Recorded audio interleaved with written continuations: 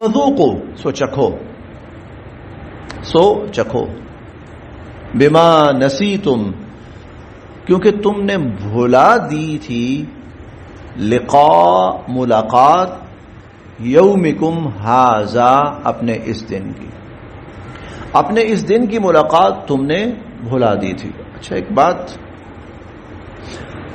اللہ رب العزت بہت مہربان ہے، بہت مہربان ہے، کوئی حد و حساب نہیں اللہ پاک کی مہربانی کی۔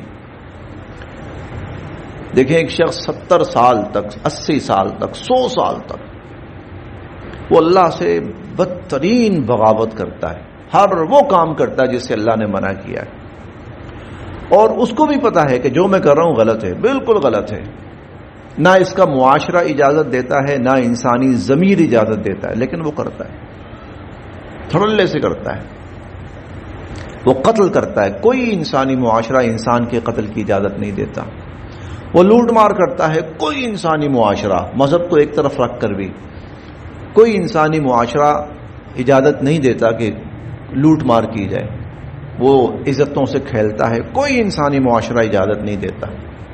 میں مذہب کی طرف نہیں آ رہا کہ نماز پڑھنا یا روزہ رکھنا، نہیں، اس کو پتا ہے یہ جرم ہے، یہ غلط ہے، یہ گناہ ہے، کرتا ہے، وہ کر رہا ہے، کرتا جا رہا ہے، 70 سال گزر گئے، 80 سال، 90 سال، 100 سال، آخر اس کو احساس ہوتا ہے میں غلط ہوں۔ اس احساس کے آتے ہی وہ اللہ سے اس کی معافی مانگتا ہے، صحیح معنوں میں جسے معافی مانگنا کہتے ہیں۔ تو اللہ اتنا مہربان ہے کہ 100 سال اس نے جو جرائم اور گناہ کیے ہوتے ہیں سب معاف کر دیتے، سب معاف کر دیتے، اتنے مہربان ہیں۔ اب اگر کوئی اللہ کی اس مہربانی سے نہیں فائدہ اٹھاتا کہ مجھے اللہ کی مہربانی کی ضرورت ہی نہیں ہے، مجھے اللہ کی رحمت کی ضرورت ہی نہیں ہے، تو ٹھیک ہے، پھر آجا، جہنم ہے، پھر ایسے ہی لوگوں کے لیے جہنم ہے۔ قرآن مجید کے اندر بھی، احادیث مبارکہ میں بھی ایسے ایسے عجیب واقعات آتے ہیں کہ اللہ انسانوں پر کتنے مہربان ہیں۔ مثال کے طور پر میں بیٹھا ہوا تھا چند دن پہلے ایک بزرگ کے پاس، واقعہ بیان کیا، کہتے ہیں کہ یہ ہزارہ سال پرانی بات ہے، بنی اسرائیل میں کوئی شخص رات کا وقت کمرے میں لیٹا ہوا، نیند نہیں آ رہی، بس کبھی ہو جاتا نا طبیعت بے چین سی ہوتی، نیند نہیں آتی، لیٹا رہا، کروٹیں بدل، نیند نہیں آ رہی، تو وہ اٹھا، کمرے سے نکلا، چھت پہ چلا گیا۔ چھت پہ گیا تو اس نے دیکھا اوپر ستارے ہیں، صاف ستھرا آسمان ہے، اور کہیں کہیں کوئی شہاب ثاقب وغیرہ بھی نظر پڑی اس پر نا۔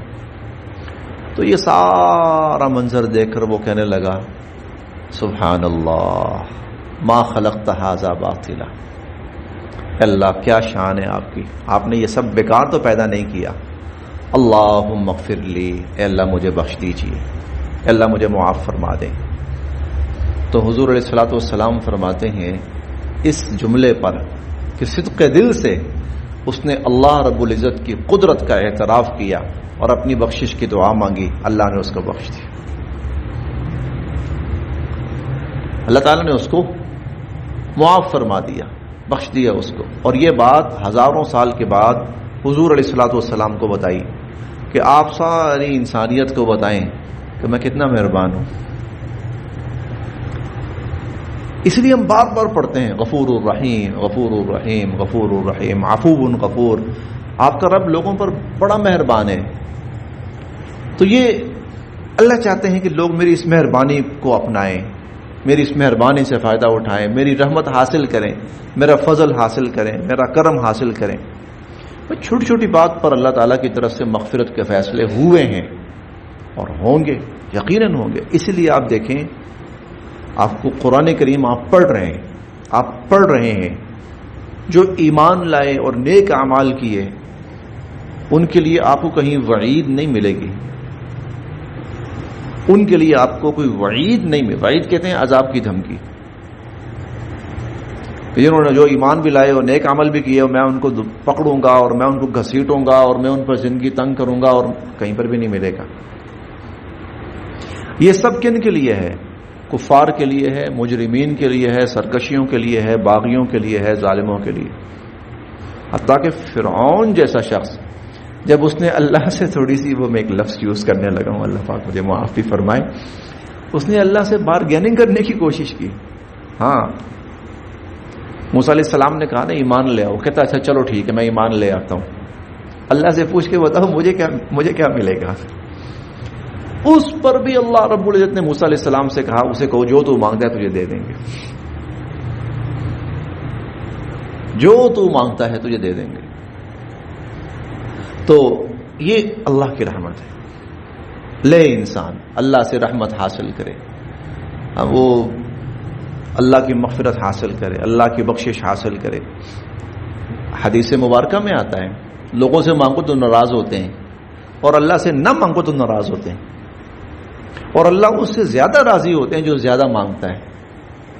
جو زیادہ مانگتا ہے اللہ اس سے زیادہ راضی ہوتا ہے. لیکن پھر بھی اگر کوئی سرکشی پہ اترتا ہے، کوئی ظلم و زیادتی کا راستہ اپناتا ہے، کوئی تکبر کا راستہ اپناتا ہے، اللہ کی خدائی کو چیلنج کرنے کا، تو پھر ٹھیک ہے، آ جاؤ، پھر جہنم ہے تمہارے لیے اگر تم نے اسی پر رہنا ہے تو.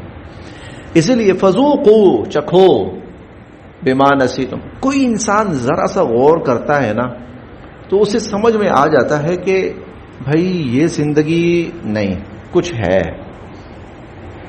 بات یہیں پہ ختم نہیں ہونے لگی، کچھ ہے.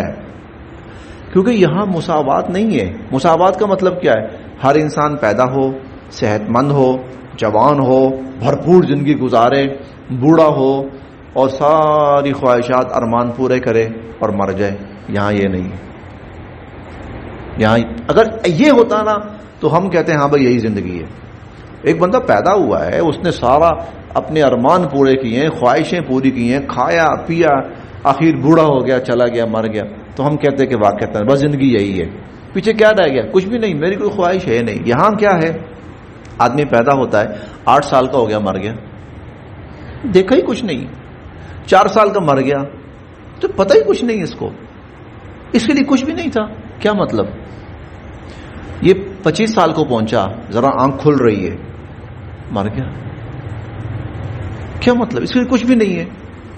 ایک ظالم آتا ہے، وہ انسانوں کو لوٹتا ہے، مارتا ہے، گھسیٹتا ہے، ان کو قتل و غارت گری کرتا ہے.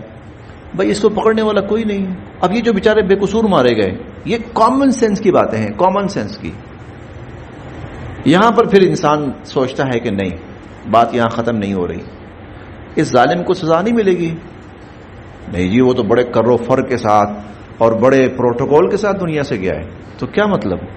عیاشی بھی، قتل و غارت گری بھی، ظلم و زیادتی بھی، اور پھر پروٹوکول کے ساتھ دنیا سے چلا گیا. تو پھر یہ انصاف کیا ہوا؟ تو پھر انسان یہاں کامن سینس کہتی ہے کہ نہیں، بات یہاں ختم نہیں ہوتی. جب انسان یہ سوچتا ہے نا بات ختم نہیں ہوتی یہاں پر، تو قدرت آ کے اس کو بتاتی ہے کہ ہاں بات ختم نہیں ہوئی، بات تو ابھی شروع ہونی ہے. پھر قدرت بتاتی ہے، پھر انسان کہتا ہے ہاں مجھے یہ بات ماننی چاہیے، ایسا ہوگا، واقعتاً ہوگا کہ کوئی انصاف کا دن ہوگا اور مظلوم کی داد رسی کا کوئی دن ہوگا. پھر سوچتا ہے انسان، پھر اللہ اس کو بتاتے ہیں ہاں ہے، وہ قیامت کا دن ہے. اب اتنا ظالم ہو کہ پھر بھی کہے میں نہیں مانتا، تو پھر اللہ کہیں گے آ جا، پھر میں دیکھ کیسے منواتا ہوں تجھ سے. پھر تو کہے گا میرے سامنے، سر جھکا کے کہے گا اللہ میں نے دیکھ بھی لیا، میں نے سن بھی لیا، اور میں نے مان بھی لیا. تو کہے گا پھر، لیکن پھر مجھے تیرے کہنے کی ضرورت نہیں ہوگی. فذوقوا، چکھو، بما نسیتم، کیونکہ تم نے بھلا دیا تھا، لقاء یومکم ھذا، اپنے اس دن کی ملاقات کو. تم نے اپنے اس دن کی ملاقات کو. ہٹلر اٹھا، لاکھوں لوگوں مار ڈالے. مسولینی اٹھا، لاکھوں لوگ مار ڈالے. بھائی کیوں مارے؟ کیا قصور تھا ان کا؟ کوئی قصور نہیں تھا. میں چاہتا تھا کہ میری سلطنت بڑی وسیع ہو، میری بادشاہت بڑے علاقے پہ. تو یہ کیا بدتمیزی ہے؟ اپنی بادشاہت کے لیے تم نے انسانوں کی کھوپڑیوں کی مینار بنائی، یہ کیا طریقہ ہے؟ تو پھر جو بیچارے بے قصور مارے گئے، ہاں بدلہ ملے گا ان کو، اور جو ظالم ہے ہاں بدلہ ملے گا اس کو. تو یہ تو کامن سینس کی بات ہے. کتنے بڑے بڑے ظالم اٹھے اور جو چاہا کر ڈالا، تو ان سے کوئی حساب نہیں ان کا. آپ ان کو اٹھا کے دیکھیں، ان کی ہسٹری 10-10, 20-20 لاکھ, 30-30, 40-40 لاکھ, 50-50 لاکھ انسانوں کے قاتل تھے یہ لوگ. ہلاکو خان, چنگیز خان تھوڑے تھے, کم تھے یہ کچھ نہیں. انہوں نے جو مظالم کیے ہیں, ہٹلر ہے, مسولینی ہے, اور باقی جو بڑے بڑے نام ہیں, گورباچوف ہے, یہ بش وغیرہ ہیں, یہ سب نہیں. ان کے لیے میں نے رکھا ہوا ہے. تم کس طرح ظالم بن گئے تھے؟ تمہیں کس نے حق دیا تھا کہ تم انسانوں کے خونوں سے ہولی کھیلنا شروع کر؟ تمہیں کس نے حق دیا تھا؟ تم کون ہوتے تھے ظلم کرنے والے اتنے بڑے؟ آؤ پھر آؤ اس کی سزا بھگتو. فذوقوا, چکھو, بما نسیتم, کیونکہ تم بھول گئے تھے, لقاء یومکم ھذا, اپنے اس دن کی ملاقات. انا نسیناکم, اب ہم نے بھی تمہیں بھلا دیا. وذوقوا, اور چکھو, عذاب الخلد, ہمیشہ کا عذاب.